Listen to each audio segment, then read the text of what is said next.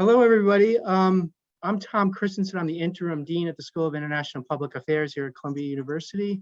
And this is a special session that was put together on an emergency basis given the invasion of Ukraine by Russia and the great disaster that's following that invasion. I wanted to provide an opportunity for the students in particular to have a chance to listen to our truly excellent experts on international security and on the region that we have here at SIPA. In times of crisis like this, I think it's, in a sense, SIPA's finest hour because of the expertise we can bring to shed light on these deep problems. I wanted to say before I start that it was something I said in my message to the SIPA community earlier today, and that is that this is a devastating set of events for the world, but it's a particularly devastating set of events for Ukraine. And we have Ukrainian students here, and it's a terrible time for them. They're worried about their families, they're worried about their friends. And I really encourage the student body in particular to reach out to your classmates from Ukraine and provide support. I spoke with Yulia Petzik by email earlier today, and she said that the Ukrainian students are organizing some political activities among the student body. If you're interested in supporting those activities, you can reach out to Yulia Petzik. And we at SIPA will be supporting those activities by providing space so that the students can participate in those activities. A much more complicated process than you may know to provide space at SIPA, but we will be working on that assiduously. Without further ado, I wanted to introduce the three panelists, and we have other people that you see up on the screen who are going to participate in the Q&A session and the conversation. And the three panelists I have are Peter Clement, who spent a long time in the US government working on Russia issues and the region. At the Central Intelligence Agency. We have Steve Biddle, who has also done work for the US government on international security politics. He's an expert on warfare and insurgencies. So he's a perfect person to have on the panel today.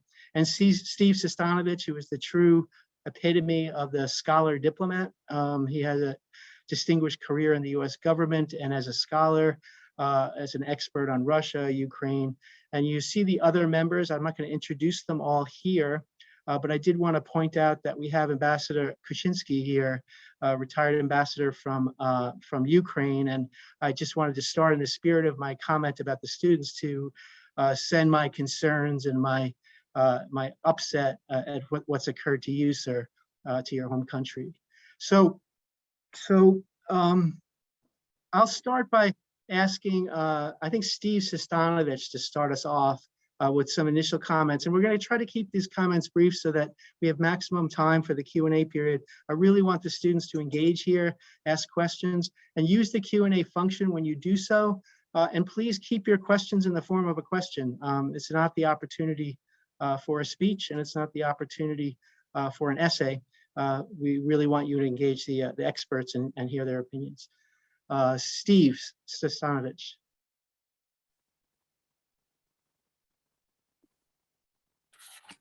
Good. Thanks, Tom. And thanks for doing this. I think it's exactly the right forum for discussion of this kind of event. Let me just start with a word or two about American policy. I think it's hard to imagine a president who has more in his bones a sense of what's at stake in an issue like this than Biden, who's been the ultimate transatlanticist and who I think leads an administration full of people who are committed to the idea that nothing is more important than sustaining American alliances and using them to advance American interests. And with some of them thinking that those alliances are part of an international trend in which the sort of main line of division is going to be between autocracies and democracies.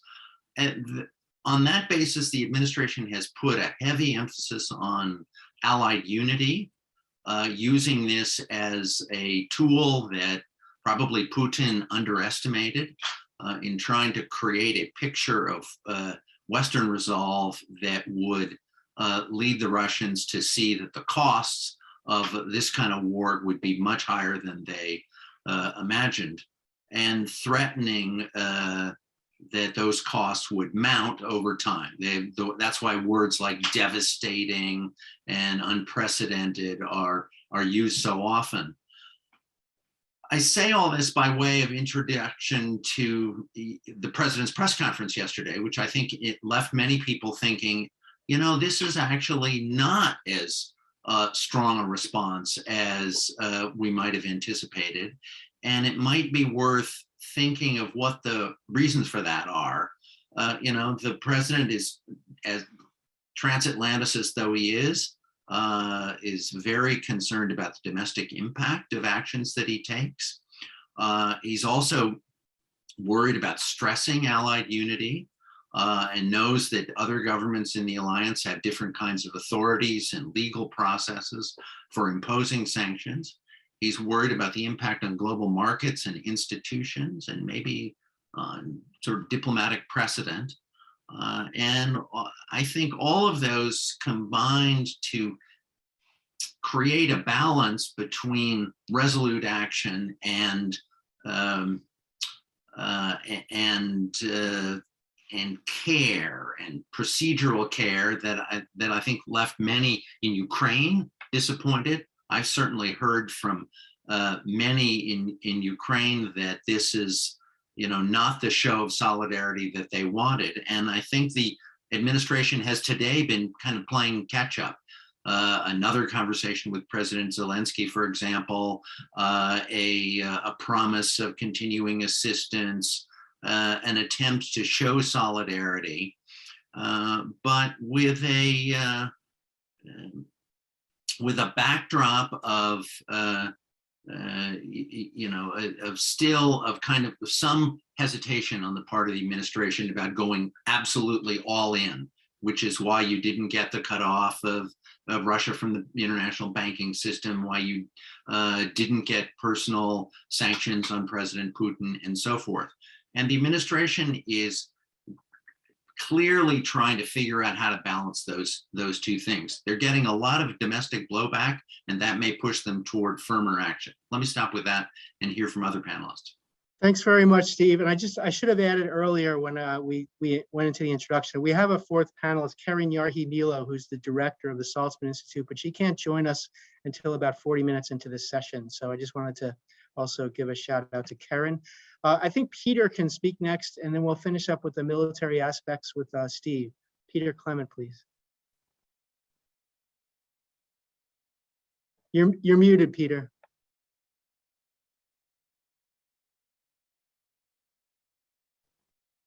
Thank you. Thank you, Tom. Thanks, Steve, for a great setup.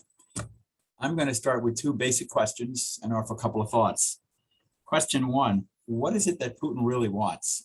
We'll undoubtedly get into this in the Q&A, but for a while, people thought when you look at his demands in late December that he was talking about a massive list of demands, almost all of which were not acceptable to the West. And then we had schools of thought. One was, well, maybe he's really trying to redesign an entire new security architecture in Europe. There's another school that says, well, if you look at some other signals, maybe he's actually looking to annex parts or all of Ukraine. And I will tell you, I was more than a little taken aback when I saw this ground invasion. I wasn't surprised on Monday night after the move on Luhansk and Donetsk, but the invasion that has since unfolded since yesterday was definitely a surprise to me, in part because it's just so unthinkable. I don't even know how to express it. The fact that here's a president of a country who describes the Ukrainians as his brothers. These are a brotherly nation, and yet you are actively killing your brothers. So if we don't know what it is that he wants, and I'm still, now I guess we're closer to an answer to that question. Maybe he really does want Ukraine, but that doesn't preclude the security architecture. But how much of Ukraine? So many questions. The other question I had here is, has Putin changed? Everybody used to talk about this shrewd, pragmatic, smart Putin. Look how he worked the Syrian crisis. And for that matter, look how he worked Crimea. Relatively low cost, few Russian casualties, big payoff. Syria is a wonderful testing ground for a whole variety of new military gear, PGMs. It's been kind of a win-win for Putin, although if you look at the devastation and death they've inflicted on the Syrians, there's another view to that as well. But overall, he seemed to be more pragmatic, tactically smart. Now people are asking, and you can see this in the questions from the Ukrainians, both government and public. We thought we kind of knew Putin. Why is it that nobody in Kyiv and Kharkiv prepared for this? Why? Because it was inconceivable that a shrewd guy like Putin would actually do this and launch a massive invasion. Well, he has. And so now I've wondered, has Putin changed? What's happened since the shrewd, smart tactician to the guy now who's willing to basically take on the world in a massive invasion? And has he actually thought through, what do we do when we get this puppet government, if that's the near-term goal? How are you going to run the country? Do you face an insurgency? Have they really thought all these points through? And I don't have good answers. I don't know that anybody does. I'd love to know the intelligence. There are days I miss being in my old agency. And I will stop there. Thank you, Peter. Now over to Steve Biddle.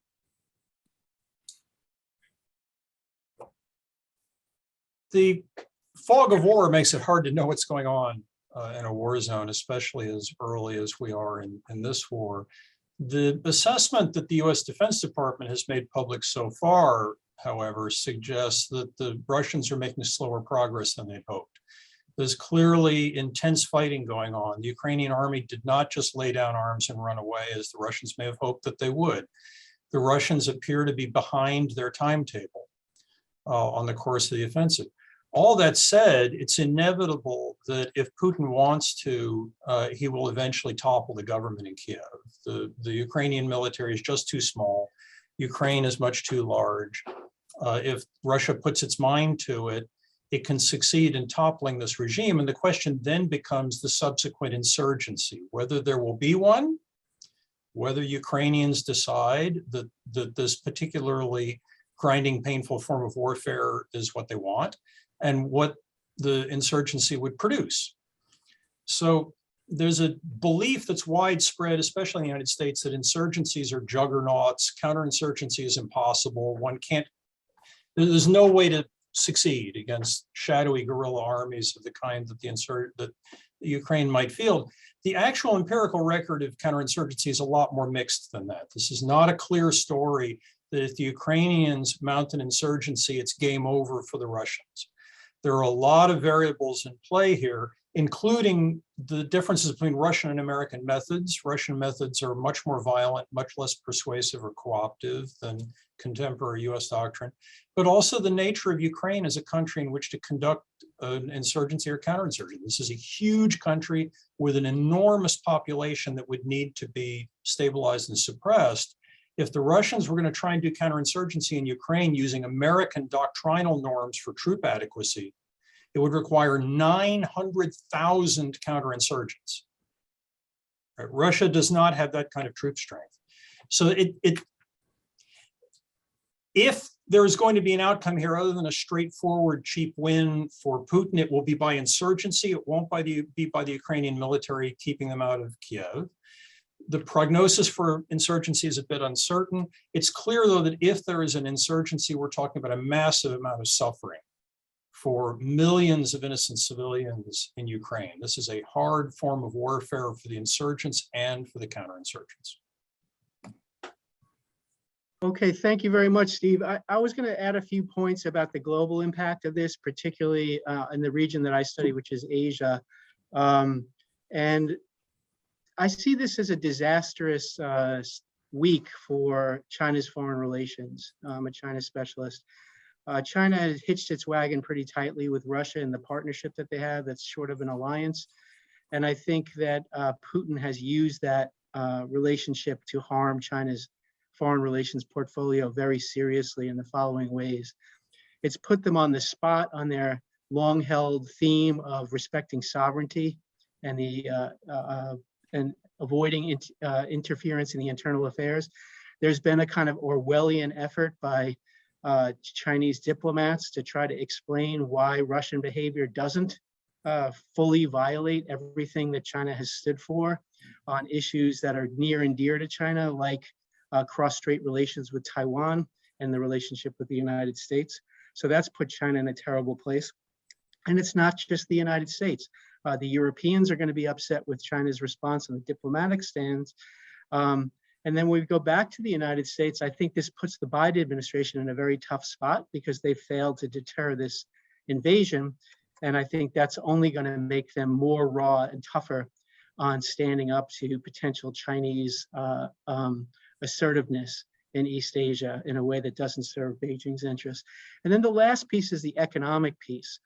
To the degree that these sanctions are going to be very sweeping and unusually tough for the United States and the Europeans, the fact that China has sidled up with the Russians means that it's almost certain that China will backfill some of the economic space that's left by the sanctions from the United States and the Europeans. And when they do, at least the United States and probably some of the United States' closest partners will punish China in response for doing that in various ways. The United States is now famous in the last 10 years for secondary sanctions on countries that cooperate with countries that the United States has labeled as violators of various norms or international security protocols. So I expect the pressure on China to increase from the United States and several of the United States' closest allies. And I think that will spread to technology restrictions. There are going to be very strong technology restrictions on Russia. China will be able to backfill some of those, and that will increase the incentive for the United States to restrict technology transfers to China by the United States and by allies. And at the end of the day, China's economy is much stronger than it was 30 years ago, but China still relies very heavily on foreign technologies and foreign trade and investment in the technology sector and expertise in the technology sector. So I think in a sense, China has been used by Russia, and that was a very bad week for China.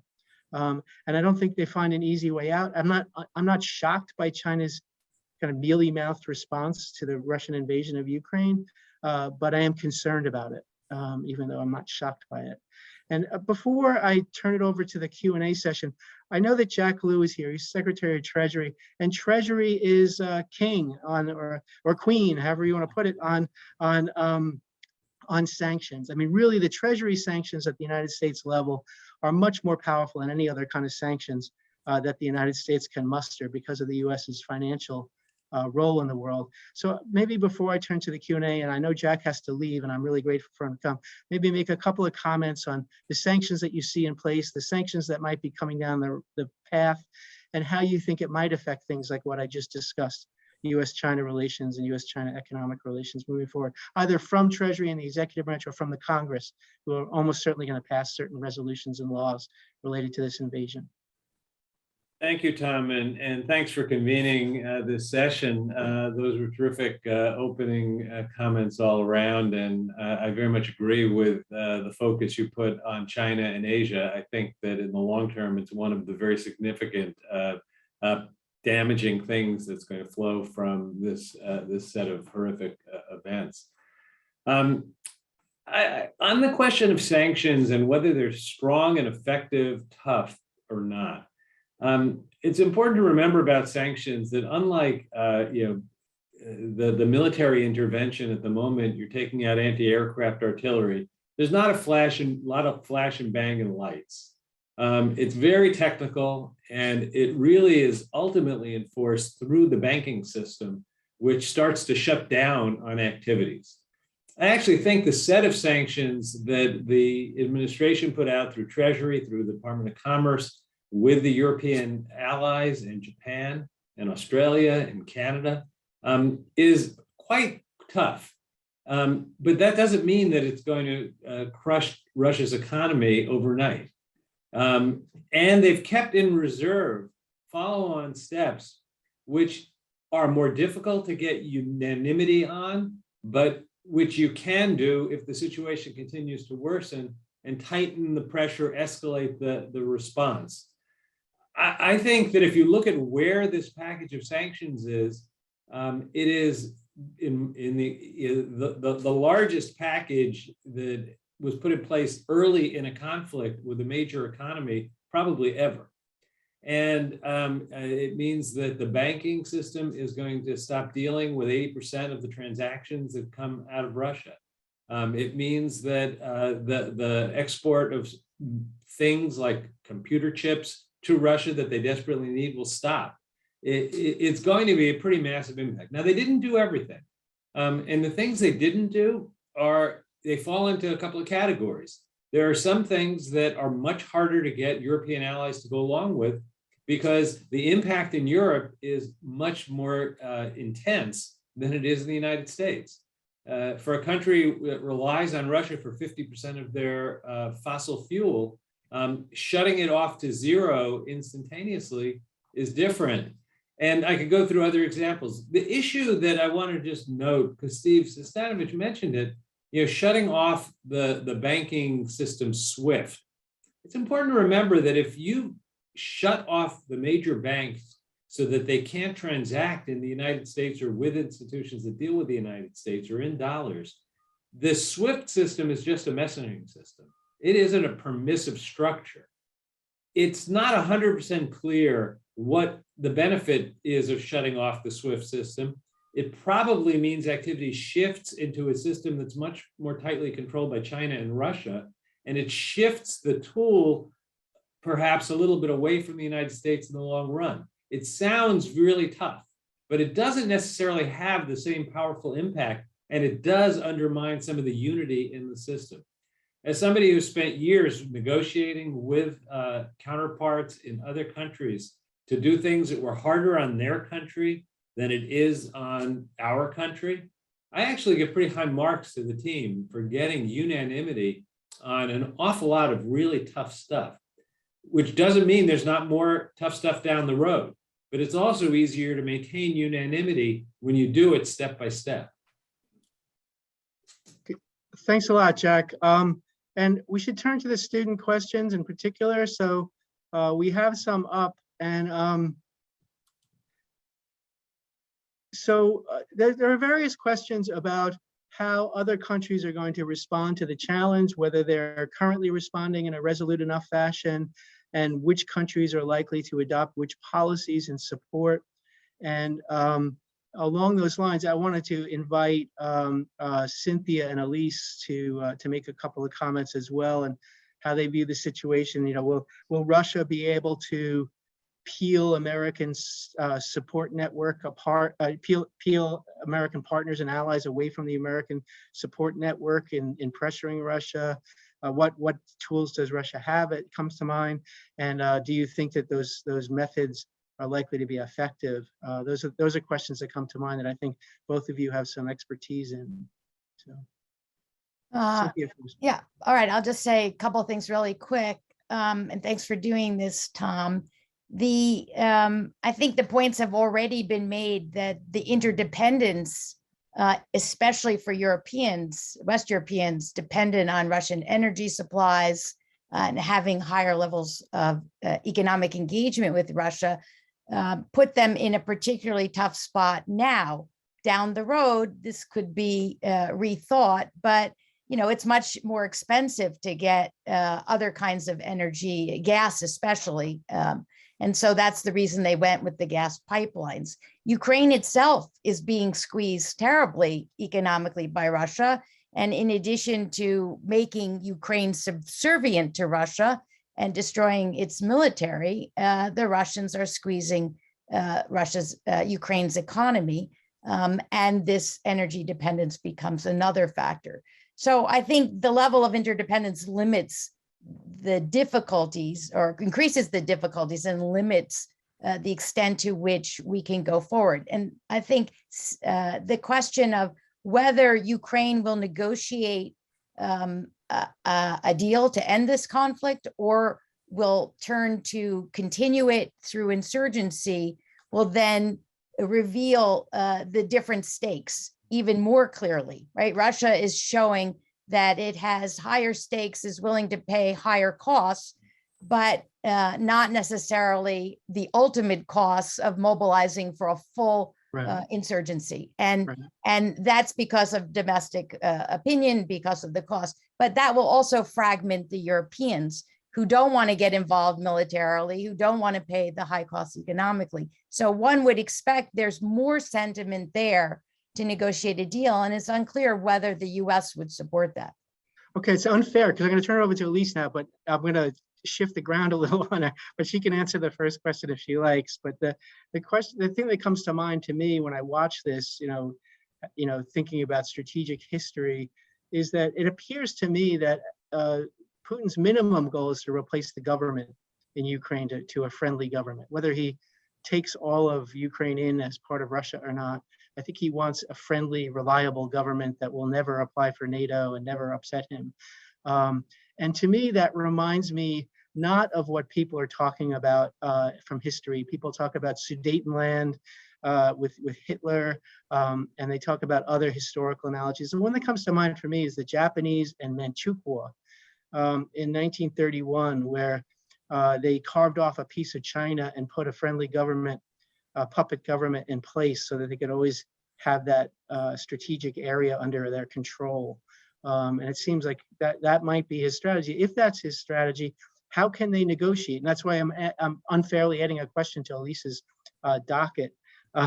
You know Ukraine. You spent time there, and how can the Ukrainians negotiate if I'm right about Putin's goals? What is there to negotiate?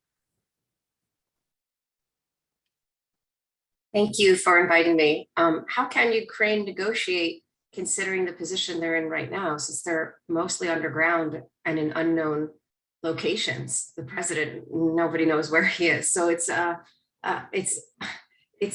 just such a tough and unfortunate position for Ukraine. And it's I think a little bit early to say what will be, how long this will last and what Russia's ultimate goal, although it's looking more like, it's looking a lot more clear than it did a few days ago, that Russia is interested in regime change and in setting up a pro-Russian puppet leader in Ukraine.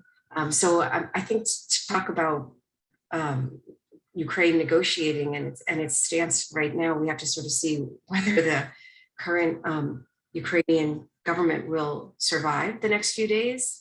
But one thing I wanted to mention, apropos of, I think, the previous question, Russia has used all of these kind of, hard tools, but it's also tries to use soft power in a way. And it seems like it's using the typical tools of disinformation. It's got its United Russia is on BBC every morning, and United Russia representatives and the kind of same old gentlemen who are always apologizing for the Putin regime.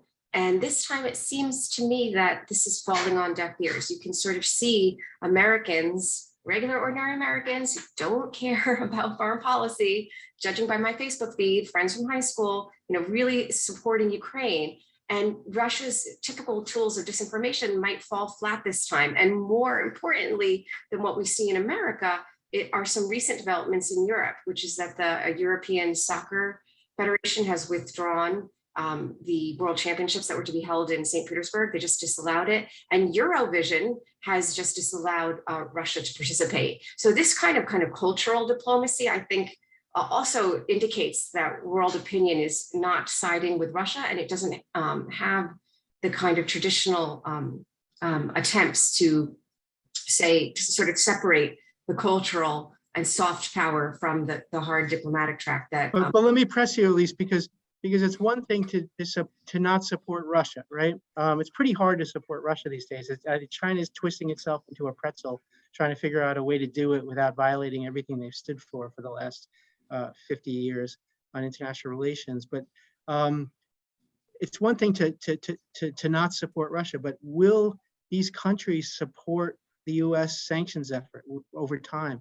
Will Russia be able to peel them off, not through soft power, but through hard power threats, cutting Germany off of gas Mhm. things like that. So, yeah, I think it depends on the country, and I think Cynthia can talk about Germany. It seems like it will not be able to peel Poland off, which is becoming a very strong ally of Ukraine and is welcoming in just hundreds and hundreds of refugees across the border.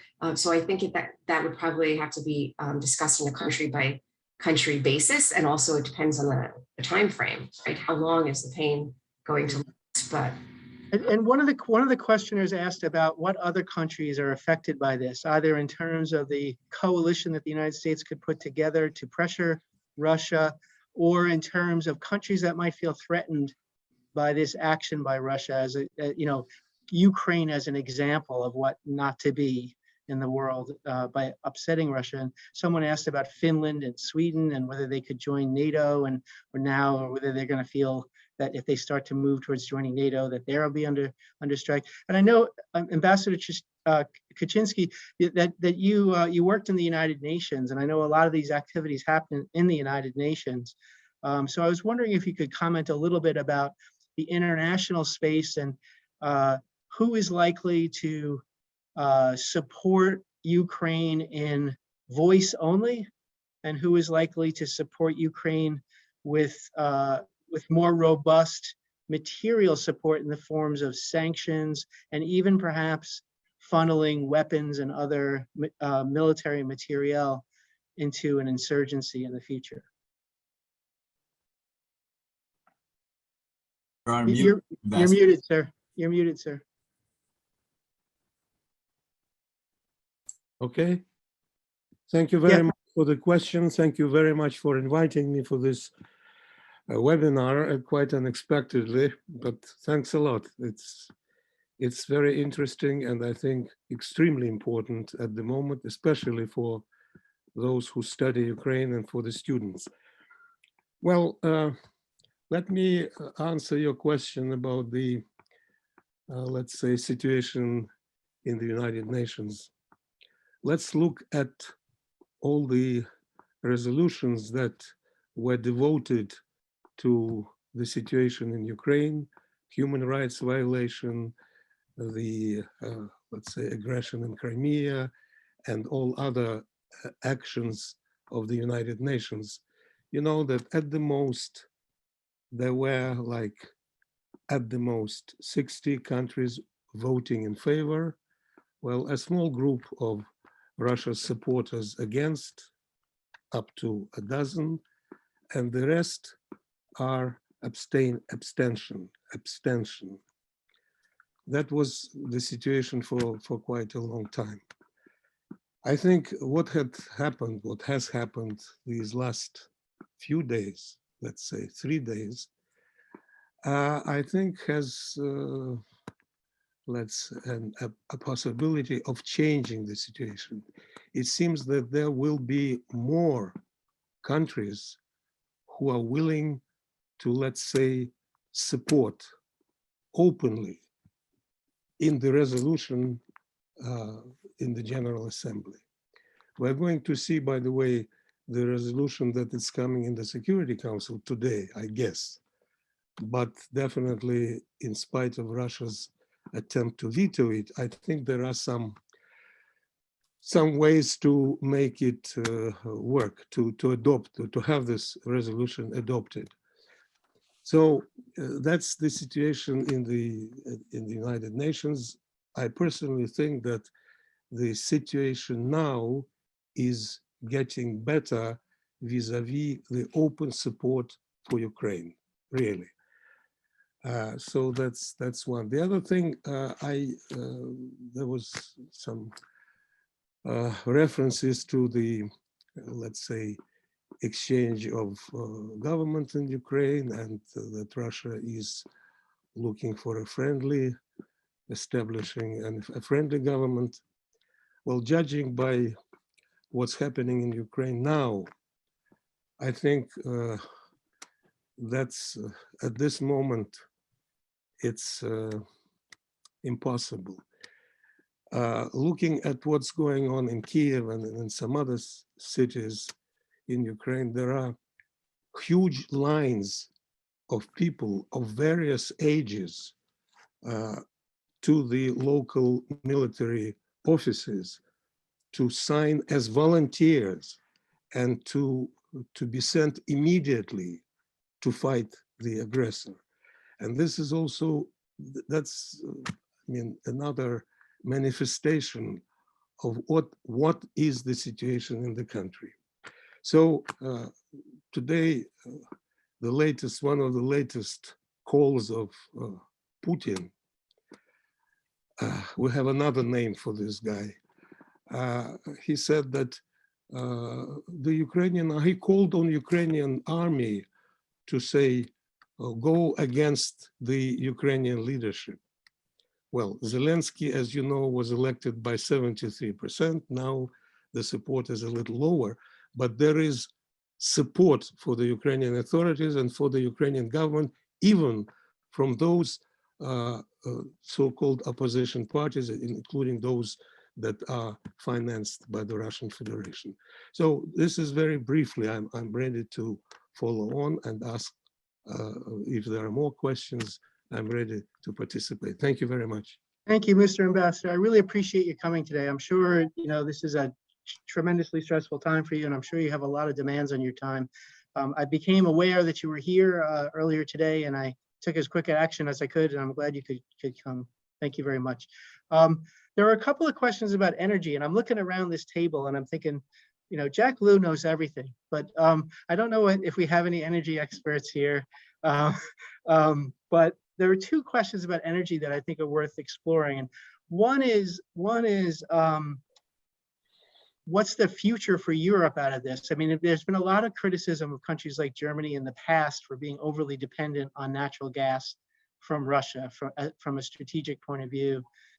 Will this be a giant wake-up call, and can the European states really adjust to becoming less dependent on Russian natural gas and fossil fuels in the relatively near future? So that's one question. And the other question is, why is this so difficult? One of the students asks, why can't the United States just ship over a bunch of natural gas to Europe and backfill the Russian supply? I think I know the answer to that. It's not that simple. Shipping natural gas is an arduous business, and you can ship in only limited quantities at any given time. But the first question stands. I guess the U.S. can do something, though. And what can the U.S. do on this score? And again, I look at Jack, and I think since he was at Treasury and had his fingers on the pulse of the U.S. economy and the global economy, my guess is he might have an answer. And I think Cynthia knows a lot about the German-Russian relationship. So I'll go to those two. Tom, I can give you a general answer, not a specific answer. It's not a quick process to be able to increase dramatically the exports of liquefied natural gas. So one has to think in years, not months, to really replace. And that's a challenge. That's a real challenge, because over the last months, I think they've done an outstanding job diverting global LNG supply to go to Germany and other European countries so that their reserves are at a high level now. But that has to stay constant in order to run the kind of power plants and industrial machinery and to heat the country. I think the United States has some questions to ask ourselves about how much we should be exporting LNG. And I've believed myself for some time, going back into the 2014 period, that we have a real need to export more LNG, to diversify the sources of supply, to reduce the need to rely on Russia. I think there's also questions of diplomacy in the Middle East in terms of how to get the Gulf to do more. But the point you made, Tom, is fundamentally the time limitation. There's only so many LNG tankers, and there's only so many port facilities, and they have to be built over time. There's the separate question, which I'm not at all expert in, but whether Germany should reconsider its policy on nuclear power and whether there's any possibility of that, because that's where France has diversified its energy source. Yeah, I think on that score, Fukushima was a strategic disaster in that it scared a lot of countries. It's true for both these issues and also for climate change, because all the problems, the environmental problems of nuclear energy, it is zero carbon emissions. And It's really a shame. And I'll turn it over to Cynthia in a moment, but one thing that came to mind is since my last name is Christensen, I always think of Norway as a potential source of natural gas and fossil fuels in Europe, but I don't know if they have the surge capacity to make up this huge difference that comes out of Russia. And I'll turn it over to Cynthia. So just briefly, I'd make 2 points. One is that it's not just a supply problem and the long-term costs and time of building platforms in Europe to receive more natural gas. It's a cost problem. It's a lot more expensive to ship the LNG, which is why the Germans and other West Europeans, like the Italians, who said it's unthinkable that they would sanction this. The Prime Minister Biddle said this before the actual invasion. And Russia, including going back to the Soviet Union, was a reliable supplier. So the German government believed that this was the smart move to take advantage of the logical interdependence, which goes back to Soviet times. The problem now is that we're relying on sanctions, an attempt to deter and coerce, as the principal tool of foreign policy instead of military power. The Germans can't stand up one division, but they should. That's the bigger problem. Energy supplies have followed a natural pursuit. There are just one other thing I would say is that the EU has been taking steps to its credit to try and check the Russian role by changing the rules on downstream supply, who can supply and who can store and so on. And that's a step in the right direction. There's more that they could do and should have already done in terms of sharing gas. They can share it with Ukraine as well. And in terms of restructuring regulations in the EU. And it's surprising they haven't moved faster to do this before the outbreak of war. And I expect and hope that they will. But the structural problems and economic problems of gas supplies are such. And I would also point out, Tom, for all those who want to embargo oil, as of 2021, the largest foreign oil supplier to the US was not Canada and was not Mexico, it was Russia. So again, is the president going to, as he said he wouldn't do, contribute to rising gas prices in the US politically? What will be that impact? So this interdependence argument is not going to go away. Yeah, Tom, can I just add one thing about the Germans and energy? Because everybody's been beating up on them a lot. It is important to remember here that the Nordstrom 2 pipeline, which everyone thought of as something the Germans were really having trouble parting with, that was the subject of an announcement even before the invasion by the Germans that they were putting that on hold, not just slow rolling it, but just stopping the certification process. I think that was significant. The only thing about that struck me, Steve, and you can correct me if I'm wrong, is that was a long-term commitment. In other words, that was you're cutting off your future supply. When you cut off your actual near-term supply, especially in winter, absolutely, it's a lot tougher than that. I wanted to, Ambassador Kuchynskyi said something, when I said earlier that there may be nothing to negotiate over, and I said, it seems to me that at a minimum, and maybe more than that, at a minimum, it appears that Putin wants to replace the Ukrainian regime with a friendly one, and a la Manchukuo in Japanese imperialism. That wasn't to say that he would succeed. And I think Ambassador Kuchynskyi is basically saying there's nobody willing to play that role. If you can't find a Quisling, then you can't have a Quisling government. If you can't, that going back to my Norwegian roots, I guess. The question then goes over to Steve Biddle, who really is, one of our nation's treasures on this. He's a leading expert on insurgency and counterinsurgency. If the Ukrainian public is very resolute and is unwilling to cooperate, and we know that the Russians will not live by the Geneva Conventions in dealing with these insurgents, but they stay resolute and they continue to fight.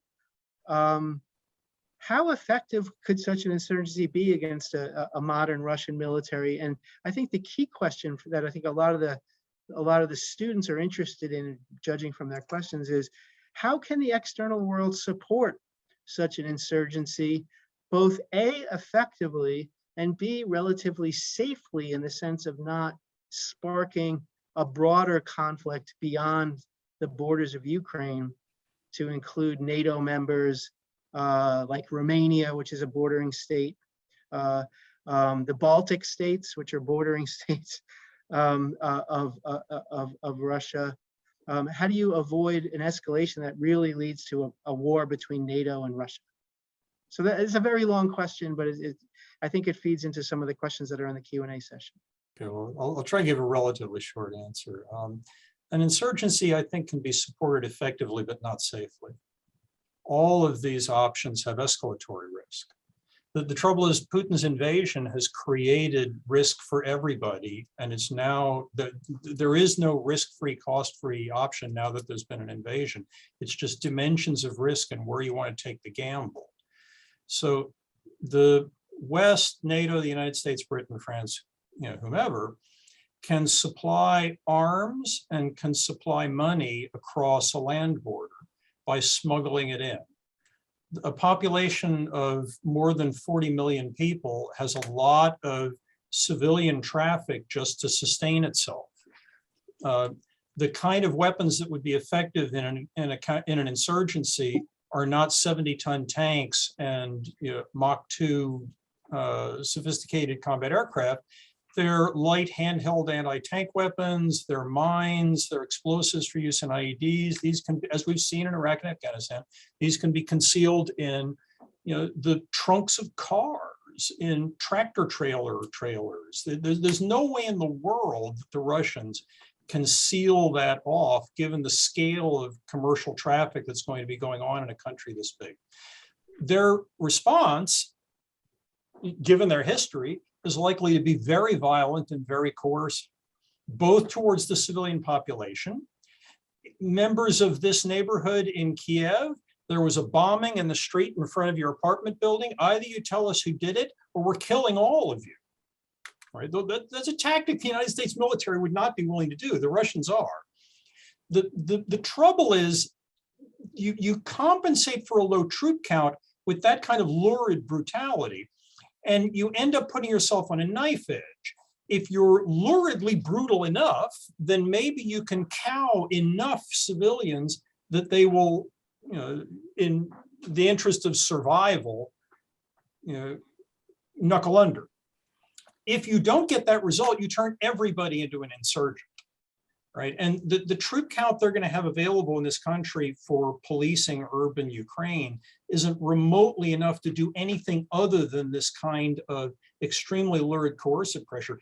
The analogy of that for interdicting the supply in from Western Europe is they're going to have to take military action at the borders, that there's going to be an incentive to try and reach across the border, maybe with something like cyber, but maybe with something more to try and stanch off the supply. To the extent that we fail to conceal our complicity in this, we'll probably make it plausibly deniable, but only a little plausibly. We give the Russians an incentive to expand the war. The trouble is, if we don't do this, and the insurgency, if there is one, dies a borning under a Russian iron fist, then we hand Russia his fourth cheap military adventurism win in a row. Yeah. And I also think we're a liberal democracy, Steve. And if the executive branch were to choose that route, and I doubt they will, I think the Congress would demand that we supply arms to the insurgents in Ukraine, because it's an easy score against the administration. I think if the Ukrainians are willing to fight, we're going to end up supporting them. And a US NATO supported insurgency is a potentially nasty business for a Russian army that can't put 900,000 soldiers into Ukraine. Do you think that they will move into Kiev to try to occupy the streets, or do you think they'll encircle it and try to starve out the population and get them to surrender? Or latter. shell it? I remember in Chechnya when I was very young, the war in Chechnya, the Russians were brutal and just shelling the city until it into submission, more than sort of sending in ground troops to occupy. Urban warfare swallows mass formations. So the Russians don't want to wage street-to-street warfare in Kiev if they don't have to, because again, 200,000 troops looks like a lot, right? But the number of actual trigger pullers who would be going block to block in Kiev is a tiny fraction of that. The Russians, I'm sure, would clearly prefer to what's called invest the city, surround it, cut off the water, cut off the electricity, threaten and flatten apartment blocks with artillery, and coerce the Ukrainians into abandoning the war effort. So that the issue, like so much of the rest of Ukrainian resistance at this point, turns on the degree to which the Ukrainian population is willing to suffer in order to prevent the establishment of a Russian puppet state. But I think the Russians, if they have a choice, will try not to go block to block. They may not have a choice, but that's not going to be their preferred way to do this. Okay, thanks a lot. Anya Schifrin asked a question from the Q&A session, our colleague, about Russian and Chinese influence attempts in American elections flowing from this. So I thought I would take that one on. My strong sense, Anya, is that Russia is much more involved in those kinds of electoral shenanigans than the Chinese are, at least in the United States. The PRC does plenty of that in Taiwan, messing around with elections to the degree they can, and to a lesser degree in places like New Zealand and Australia, but usually in specific races for the purpose of getting a specific individual in a favored position, a person who has a certain attitude towards China as opposed to someone else. In terms of presidential elections, I haven't seen any evidence that China has tried to influence those in the past, and I would be surprised if they started, although there's a lot of surprising things happening and things can get worse. In terms of Russia, Peter's a much better person to answer this one, but I'll just start with my own impression, which is Russia's going to do this regardless of Ukraine. Russia's going to be trying to get into our elections. The question is, have we built better defenses to try to prevent it from working? I expect the Russians to be involved in our elections forever, as long as Putin is in power in Moscow. That's my sense. But Peter, you're much more expert on this, and you probably can't even talk about the stuff you know. So here we go. Not true.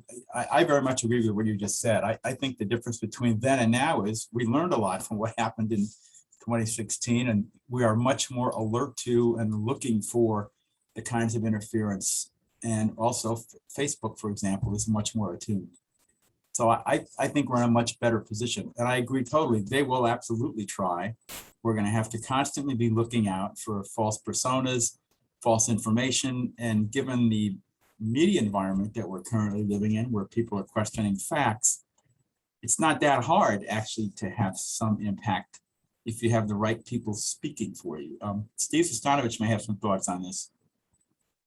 Yeah, I would just say that in the short run, it's the Russians who are most worried about the impact of social media and outside media on domestic opinion. That's why the Russian government today has been saying that they're going to limit access to Facebook because they see Facebook as a way for opponents of the regime to communicate with each other.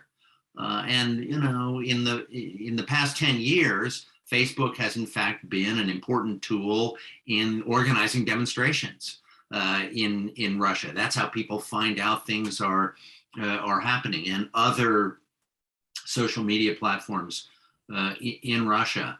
Steve, I'm sorry. Go ahead. Right now, the Russian government looks as though it's pretty confident that it can contain the domestic blowback. But if it gets more out of hand, this is going to be one of the channels in which they worry about it. The scale of access to the internet in Russia is much greater than it used to be. The efforts of the government in general to contain it have been much less than in China, for example. So they're more vulnerable. and they will have to try to figure out what kind of clampdown is necessary. They've been very good at breaking up organizations that they consider extremist, cutting off their funding and so forth, but hasn't really involved coping with mass discontent. And that's what we're going to have to be watching for. Steve, one last point. If I read this correctly this morning, one of the things the Russians were complaining about on Facebook is Facebook was apparently censoring some of their media messaging, particularly because it was, or specifically because it was disinformation about the Ukrainians conceding or units dropping their weapons and so on. And the Russians were concerned, or Facebook was concerned that this was actually hurting the Ukrainians, and therefore we can be, so it's. So one of the students asked a question that I'll try to field first, and I'll do it in the spirit of trying to engage some of the other speakers here, because it gets at a broad philosophical problem in diplomacy that's related to this entire disaster. And that is the relationship of the United States and NATO's expansion in this entire drama. And the question was, it may not seem obvious at first, the question was, why did the United States not engage China to try to pressure Russia not to do this? And if the New York Times article today by Ed Wong is correct, the United States, I would say predictably, did do this. They did reach out to the Chinese, and they apparently, according to the article, even shared intelligence with the Chinese to show that Russia was preparing to invade, in order to encourage the Chinese to dissuade Russia from doing so. But they got pushed back from the Chinese, and they didn't get anywhere, according to the article. And I'm not revealing anything beyond this article to say that this seems like a plausible story. So why is this the case? And one of the reasons it's the case that it's very difficult to get China to pressure Russia on an issue like Ukraine before the invasion, to prevent the invasion, is that China is relatively sympathetic to Russia's story about the problem of NATO expansion as a threat to Russian security, which makes it much harder for the US to pressure China to stop Russia from pressuring potential candidates in that expansion effort, going back to Georgia in 2008, and then Ukraine in 2014, and now Ukraine in 2022. And there are two reasons. One is that China feels surrounded by US allies itself, and feels like it's one of the reasons that it's unable to unify across the Taiwan Strait with the mainland and Taiwan, is that it is surrounded by US quote unquote Cold War alliances that increases US power in its neighborhood. So it's sympathetic to the Russian story that NATO expansion is a challenge to Russian security that's legitimate. But there's another piece to it that I think is often left out of that narrative. And that is that the prerequisite for NATO expansion is that a government be a solidified, transparent, and well-institutionalized liberal democracy. And what the United States has said to Russia is that we can't stop any well-established, institutionalized democracy from applying for NATO inclusion, because that's written into the NATO charter. And Ukraine's not there yet, but maybe Ukraine will be there in the future. And where I'm going with all this is one of the things that I think was a disaster in US foreign policy was a statement by the administration in which I served in the State Department, the Bush administration, in 2008 in Bucharest, in which basically the United States violated all of the rules of coercive diplomacy by announcing that Ukraine and Georgia were not yet ready for NATO membership, and therefore would not be protected by NATO in the near term, but that we envisioned a Georgia and Ukraine in the future that would be so ready and would be welcomed into NATO in the future.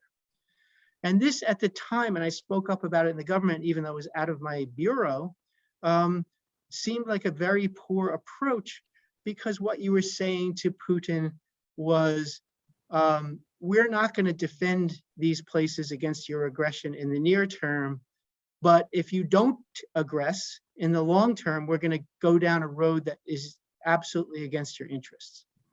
And when the Chinese see that combination of straightforward US alliance building against a potential adversary, it reminds them of their own situation. But the most important part of it may be that democratization piece, because it's a threat to autocracies. And the one thing that Russia and China have together, hold Russia and China together, even more than realpolitik balancing against a superior United States, is the mutual aversion to American support for color revolutions. Because they feel like they could be next in line. And they feel like they need to stand up on principle against this. And I think it's all tied up in the story. And we haven't talked much about the historical US role in creating some of the preconditions. And when I say that, I don't say that with the slightest bit of sympathy for what Putin has done. NATO is a consensus organization of many, many states. Putin had a lot of different tools to prevent Ukraine from being accepted into NATO by pressuring one or two members. He did not need to invade a sovereign country and try to overturn its government to seek his diplomatic goals. It takes an extremely aggressive actor to solve this problem in that way, which makes me suspect, as I suggested earlier to Peter, that he's up to something more than just preventing NATO expansion. He has some vision of a greater Russia in his heart, that he really believes Ukraine needs to be brought back into Russia, and NATO is a pretext more than a cause. And that was a very long set of comments, but it's related to this question about how does the United States get China to do the quote unquote right thing and pressure Russia away from aggression and towards the recognition of sovereign integrity of Ukraine, a country with which China has very good relations. China has good relations with Kiev. And they're watching this country with which it has good relations being overtaken by another country with which it has good relations. It's extraordinarily unusual. Could I add one footnote to that? One of the things that perplexes me, and I agree with your point, was it really about NATO enlargement? Because in fact, because of the Luhansk Donetsk situation and the non-recognition of the annexation of Crimea, we had a frozen conflict that automatically precludes NATO from being considering Ukrainian membership. So what was the problem? Yeah, I agree. I don't think we have to even think about this as Putin trying to take over Europe in some Hitlerian fashion or trying to rebuild the Soviet empire. We really have to think about Ukraine and what it means and what it meant to the late Soviet generation, especially those who happen to be in the KGB. And, you know, let's not forget that every time for Putin, every time some actor or individual or spy goes against the state, he personalizes it and holds a grudge and doesn't let go. And this is why you saw the execution, the poisoning of certain individuals abroad, right? And for Russia, Ukraine holds a special status. So I think a lot of this has to do with the original sin of Ukraine voting for independence in 1991. And the Soviet kind of elite or the Soviet state actors, of which Putin was low-level guy, saw this as a hugely disloyal moment and never forgave it. And not only that, like it was okay for many years because Ukraine was neutral, or it was, you know, there were still those business ties and there were still the Soviet guys making their oil and gas deals. But as Ukraine starts to pull away and join the West and become more democratic, this sin, this original sin of 1991 becomes enlarged and festers, and Putin deeply personalizes it. So I think a lot of this is just revenge and retribution against Ukraine. So Elise, and for Peter and Steve and Cynthia and Ambassador Kuchynskyi as well, I have a question on the board that I think is that flows right from this, which is, what about the Russia piece of this? We talked about insurgency, we talked about the original sin thesis. Do the vast majority of Russians share this somewhat bizarre historical view of Russia's place in Europe, that Putin laid out in a July 2021 essay, which, reads like an international security article with footnotes and everything. I mean, just lots of historical figures mentioned, and the evil Lithuanian Roman Catholics and the Orthodox brethren. Do regular Russians share that? And when the insurgency happens, and if it were to last a long time, as one of the questioners just asked, is there a way to show the atrocities and the cost to Russia of occupation of Ukraine in a way that could destabilize the Russian regime at home and actually pose a threat to Putin? And can the international community work in that way? And Cynthia has her hand up, so I'll let Cynthia ask first. I want to welcome Keren Yarhi-Milo, who's one of our original panelists, but she came late, and I'm going to ask her a question next. Go ahead, Cynthia.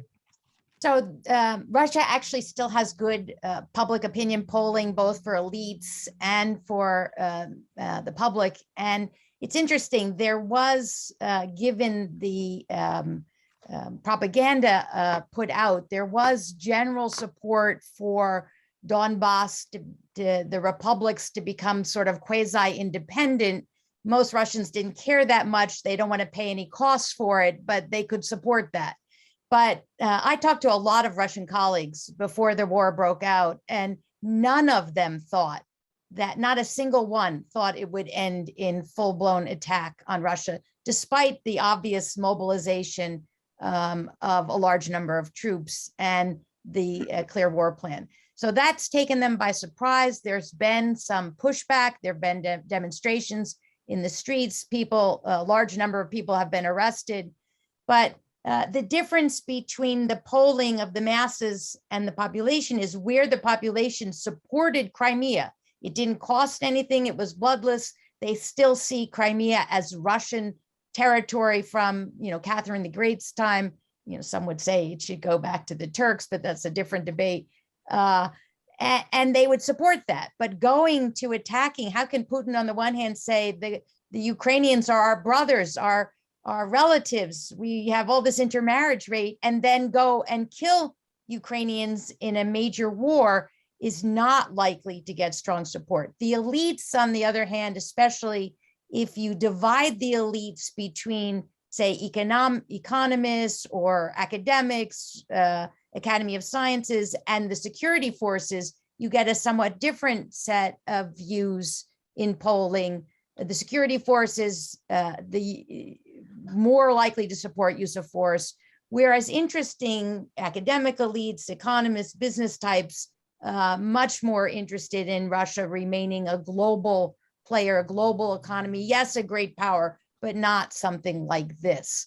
So that's another problem going forward. I mean, there's a lot more repression in the regime. They'll be able to contain this to a large extent, but if it goes into a long-term insurgency, that's an open question.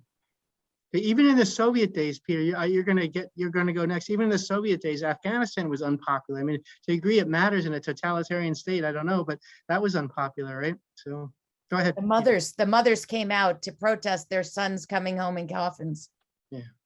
Just a quick point on polling data. I heard something this morning that Levada had a poll and 60% of the Russians said that they concurred with Putin's characterization of the threat emanating from Ukraine, which I found weird. But on the other hand, you're living in this very siloed media ecosystem where all they're hearing is the government's version of what's happening in Ukraine. Peter, isn't it the threat from NATO? Because that's how Putin's been framing it. Yeah, but that's the point. It's NATO is moving right up there and they're in Ukraine. Ambassador, you wanted to make a point. Yes, thank you. Very briefly. I don't want to talk about Russia's attitude to historic manifesto of their president, but I can tell you absolutely definitely that Ukrainians absolutely reject that attitude toward history. You know, it's you open any history book nowadays, and the first paragraph says that it was Kiev Rus in the 7th, 8th, 9th, 11th century that was there, Kiev, and that Moscovia came into existence 2.5 centuries, well, 12th century. So this is something that any Ukrainian nowadays would start, sort of substantiating his or her attitude toward that. This is not accepted. Yeah. This is complete lie. I'm sorry. Yeah, thank you, Ambassador. It recalls a story from my youth. I grew up in a town of largely second-generation Americans. Our grandparents were immigrants, and I had a friend with whom I played lacrosse who was Ukrainian American, and someone made the mistake of calling him a Russian one day at school, and a giant fight broke out. And I have to say that the student in question who called him a Russian was innocent of any wrongdoing. He wasn't insulting him. He just made a mistake, but he did get hit for it. The sense of Ukrainian identity was very strong in the generation of immigrants to the United States. So, Keren, you haven't had a chance to be a panelist. I know you have a lot of balls in the air as a Saltzman director. I wanted to ask you a question about psychology and what you can say about Putin's psychology from your expert opinion, because Peter started this session, you weren't here, saying like, maybe we got Putin wrong. He's been called the chess master and all these other things. I don't like all of these board game analogies. In China they say Wei Qi and all this stuff, but he's supposed to be a chess master, and Americans can't play chess like Russians, and he's such a great strategist. But it seems here he's really taken a very big risk by trying to occupy a large, as Ambassador Kuchynskyi just pointed out, a very, very large, angry modern nation that is likely to fight back. So what do you see in his psychology? He doesn't appear to match the calm chess master that he was portrayed to be in the past. Can you shed any light on it from your psychological expertise? Sure, thank you for having me. And this is a very sad, disturbing day, week for all student international relations. As the director of the Saltzman Institute of War and Peace Studies, I want to just convey to all our students, especially those with families in Ukraine and who are from Ukraine, that this is we're here, and the Saltzman Institute as well. The door is open if you ever want to come and talk and hear more about our analysis, or just sit and discuss. And we're happy to talk to anybody, to everybody. There is, so I kind of the question of psychology, I'm not an expert on Putin, but there are a couple of things to keep in mind as we kind of go through this analysis. The first question and the first point kind of goes back to something you mentioned when I just entered the conversation, which is the issue of how we're reading his intentions. And there are there's no consensus, even among the scholarly community, even among the experts in international relations. We're all looking at the same evidence. We all know the same history.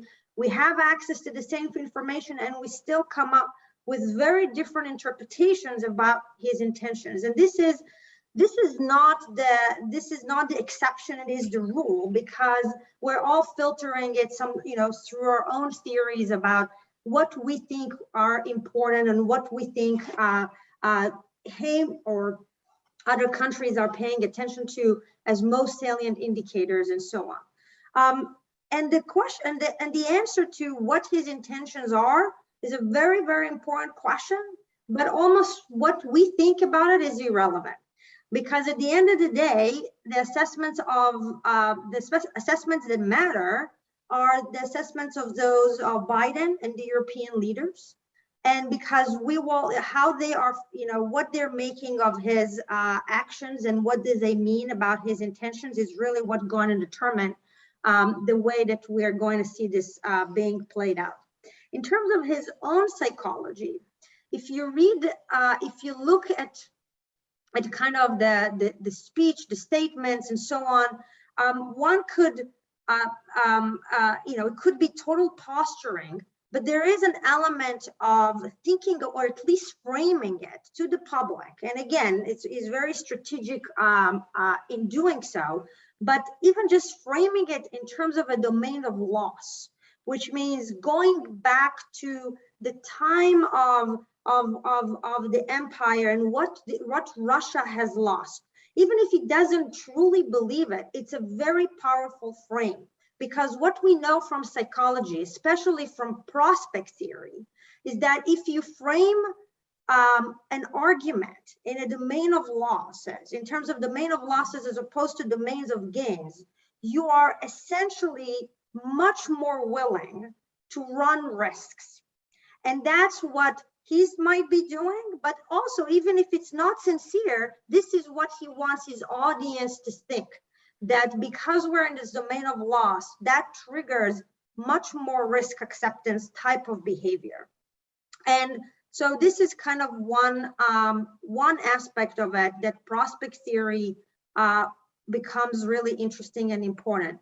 Another one is obviously as kind of emotional diplomacy, of trying to generate anger and rage, because again, if you're generating those types of emotions, that leads to a more risk acceptant type of policy. And that's what he's obviously trying to do. Now, we can debate whether these are all kind of posturing or this is truly how he feels about it. It's really, really hard to know. But these are just two points. The other part that is important that we should look at and we should keep track of is this analogical reasoning that are being used by Putin, but also by different countries, right? That really frames for actors the situation, their strategic choices that are available to them, how they should think about this threat, what they should do next. So the analogical reasoning, the examples of what countries are saying, what point in history this resembles to, is going to could become very powerful. And this is something to also monitor as we progress through this crisis and now war. Excellent. Thank you so much. I'm so glad you joined us, and I'm so glad I asked you that question. It was a great answer. I want to ask the Russia and Ukraine experts a couple of questions about how we view these things. We tend to view them as nation states in conflict, or as individual leaders, like we just heard from Keren, Putin's psychology, Putin is a dictator. I've seen two analyses. I'm not a regional expert. I'm not trying to pretend to be. I'm just reflecting something I heard to the regional experts. One analysis said that one of the reasons that massive sanctions were hardly a deterrent to Putin is that his closest advisors have their fingers on the state economic institutions that will become much more powerful and make them much more wealthy under broad sweeping sanctions than they would be in a normal time when Russian actors had multiple ways of getting money and finding ways to trade things. So there's a kind of selfish gangster type of analysis there that goes beyond the nation state and beyond Putin himself. And then I saw in a chat group today, I saw a message, and I don't think she would mind me saying this, from Vonda Felbaugh-Brown, who was one of my brilliant graduate students at MIT when I taught at MIT. And she studies criminal groups and how they affect international relations, often drug runners in places like Afghanistan, and how they affect international security strategies. And she made an argument, and Ambassador Kuchynskyi maybe can, Kuchynskyi can comment on this, and that is, she said that there are gangs, criminal gangs, throughout Ukrainian society with links to Russia. And that it will be very difficult to sustain an insurgency because those criminal gangs in Ukraine will be reporting on their compatriots to the occupation forces, thus breaking the insurgency. So I ask a question to the Russia experts about this kind of high-level syndicate that was laid out by a Russia specialist, and I asked Ambassador Kuchynskyi about this idea that Russia has penetrated Ukrainian society through connections to criminal elements of Ukrainian society that will give them strategic advantage. I'll start with Peter and Steve, and then I'll go down to Ambassador Kuchynskyi. Peter, you want to say, Steve, you want to say something? Yeah. Just briefly on the first question, I actually heard another element of that argument about the people who would benefit the most are the ones, his cronies who control the key sectors of the economy. The flip side of that argument is if they're the ones who were hurt the most by the sanctions, are they really going to sit down as a group and complain to Putin and say, do you understand what you're doing to us? And because at the end of the day, the only reason they're in the jobs that they're in and are benefiting from this massive corrupt system is he put them there. They're easily removed. So I'm not sure that this argument that somehow the squeeze on them is necessarily going to turn them against him. I'm more worried about the people in the streets. The first signs we're seeing that people are brave enough to actually go out and demonstrate in a place that's pretty harsh. There was a picture, Peter, before I turn to Steve, there was a picture, Peter, and I think it was in the Washington Post, of Putin meeting with his intelligence czar. And they're sitting at a table, and Putin's right hand is under the table. And I just had this image of James Bond movies where he was going to push a button and that guy was going to fall to a shark pit, below him. So I think I kind of summed up my image of that picture, summed up what you said, like these guys are totally dependent on Putin and he can get rid of them at any moment. So anyway, Steve, go ahead. Yeah, look, Tom, one of the important things to bear in mind is always the domestic political context and the changing institutional arrangements that make up the Russian state. And in the past decade, the share of the Russian economy controlled by state corporations has gone up, double, say. I mean, that's an approximation. And what that means is that Putin's cronies are the people who are in charge of those corporations. And they may be able to, as other parts of the economy suffer, actually expand that share so that they, in the long run, may benefit, or in the short run may suffer from a contraction of GDP, but they can expand their control of the overall economy. And I think that's an important part of how the Russian elite will react. The group that Putin summoned yesterday to meet with him, business leaders, a large number of those people are actually going to suffer from sanctions, but a large number of them were put in place by Putin and they're more dependent on him than ever before. More broadly about the Russian domestic political context, I think it's important to bear in mind that in the past year or two, and especially the past year, the Russian regime has become increasingly brutal and dictatorial.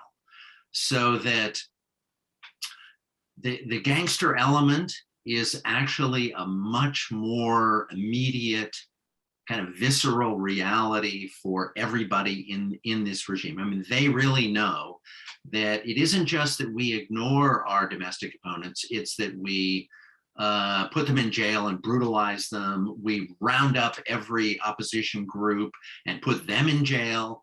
The sort of repressive character of the Russian regime has become much more overt in the past year. We don't know how that's going to factor into this crisis, whether it's going to mean they can weather it better or that there's a greater sense among the people at large that this is just something they can't tolerate. But those are the factors in play. Thanks, Steve. I want to give Ambassador Kuchynskyi a chance to address the question of how penetrated Ukrainian society is by Russia, and is there this network of basically mobsters that the Russians have as influence points for them inside Ukrainian society? Thank you very much. Well, I do think that Russia has penetrated the Ukrainian society with agents, moles, and gangsters, no question about it. And that has been a concerted effort for many years. We can, let's say, start from the period of independence, of the demise of the Soviet Union. So Russia has always been present in Ukraine. Well, irrespective who Ukrainian leader was, starting with Kuchma to some degree, with Kravchuk, starting with Kravchuk, to a more degree with Kuchma, and there were some problems with Yushchenko, I mean problems with the Russians. Well, and then there were these special relationship with oligarchs, of bilateral relationship with Ukrainian and Russian oligarchs, who sometimes combined those two roles. And yes, gangsters are there, but I wouldn't say that this, let's say, part of the society, if I may call it, can play an extraordinary role. They have already chance to play this role through the 30 years history, especially during those critical moments with the Maidan, with the Orange Revolution. You could, well, being a Ukrainian and living in the country, you knew that these things, they're there. You can recognize them sometimes on the street. But I wouldn't say that these gangs can play that, let's say, extraordinary role in the future, especially now. You see, this is also for Ukraine. This is a moment of truth for, well, for Europe, for many countries, for the United States as well, I hope. But for the Ukrainian public, for Ukrainian people, this is a real moment of truth. You see, when people, you see, there was this newsman who was working in Russian media, and he's now on Ukrainian, his name, I forgot. And he spoke yesterday, he was giving interview on Russian Rain TV. And he was speaking, you know, well, not very, let's say, not in very strong terms vis-a-vis Russia. But then he finally, at the end, he said, my daughter is in Russia. The journalist is in Kiev now. He's working for Ukrainian news agency. And she was asking about how he was and so on. And she was crying. And then the journalist said, I can forgive anything, but I will never forgive to President Putin what he did. I will never forget. So this is something that the situation in Ukraine is changing before our eyes. It has already changed. This is a war. It's a terrible, you know, 100,000 of people as of today have already left their homes. 100,000 citizens of Ukraine left their home somewhere. Can you imagine? In 2 days. So this is a terrible blow, and it will have its impact. So the gangs, you know, Ukrainians know very well how to do away with gangsters. Thank you. Thank you. Thank you very much, Mr. Ambassador. It's 4 o'clock and we've been going for 90 minutes. And I wanted to thank the panel for agreeing to do this. This was only organized today. This is an emergency session. I think the quality of the presentations was such that no one would know that. I think it speaks to the strength of SIPA. I look around this group and I see a group of true scholars. I see a group of people with a tremendous amount of government experience. I didn't mention before that Cynthia served in the Defense Department as well. Keren in the Israeli military intelligence. And it's just, it is what SIPA is. It's an extremely scholarly community that does rigorous research, but actually knows how policy is made and how intelligence is gathered and how crises and wars progress. And even though this is a terrible time for the world, I think it's a time in which the strength of SIPA and the endeavor and the mission that we have is all the more important. And on a personal note, it's an honor in a time like this to be involved in this mission with all of these incredible people, including our students who have dedicated themselves to studying these topics so as to prepare for a future in policy to make the world a better place than it otherwise would be, because there are always going to be deep problems. So I want to close with that, and just actually want to close with what I started with, which is the term SIPA community is used a lot. I mean it when I use it, and I know that others in the 14th floor of IAB mean it when they say SIPA community, but this is a time where it's tested. You have 4 students from Ukraine amongst you that of whom I'm aware, and please rally around those people. Incredibly difficult time for them. And to the degree you want to participate in the activities that they're organizing, get in touch with them and participate. Be active, and you will have lived up to the term SIPA community, which isn't just a throwaway line. So thanks to all, and have a good evening.